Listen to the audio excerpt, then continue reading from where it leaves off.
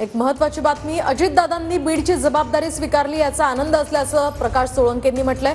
धनंजय मुंडेंना पालकमंत्रीपद दिल्यामुळे बीडची ही अवस्था झाल्याचं सुद्धा प्रकाश सोळंके म्हणाले। तर नैतिकतेच्या भावनेतनं मुंडेंनी मंत्रिपदापासून सुद्धा दूर राहावं, आम्हाला दिसतंय ते पक्षश्रेष्ठींना दिसत नाही, हे दुर्दैव असल्याचं सुद्धा प्रकाश सोळंके यावेळी म्हणाले। त्याच्या शपथविधी मी दादांना सांगत होतो की तुम्ही जाऊ नका, हे एक षडयंत्र आहे। त्यांच्या पाया पडलो, त्यांना विनंती केली, पण त्यांचं काही दादांनी ऐकलं नाही आणि त्यांनी तो पहाटेचा शपथविधी घेतला। तेव्हापासूनच दादांना पक्षातून दूर करण्यासाठी षडयंत्र सुरू होतं, असा आरोप धनंजय मुंडेंचा आहे।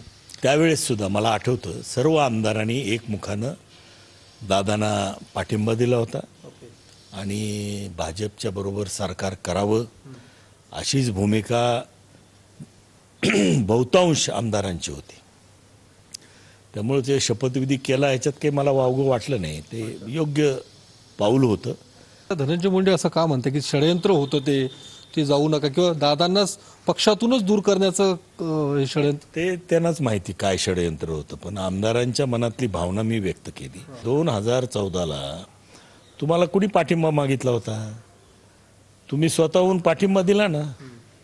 त्यावेळेस तुम्ही आमदारांना विचारलं नाही, कोणाला विचारलं नाही, भाजपला पाठिंबा देऊन मोकळे झाला। भाजपने पाठिंबाही मागितला नव्हता, तर तुम्ही दिला। ती पार्श्वभूमी त्याला होती।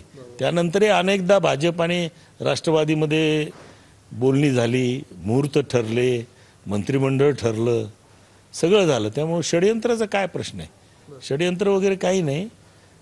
आता पवार साहेबांनी याच्यातून का माघार घेतली हा प्रश्न अजूनही गुलदस्त्यात आहे। कॅमेरामन विशाल सह मी योगेश बोरसे, TV9 मराठी, पुणे।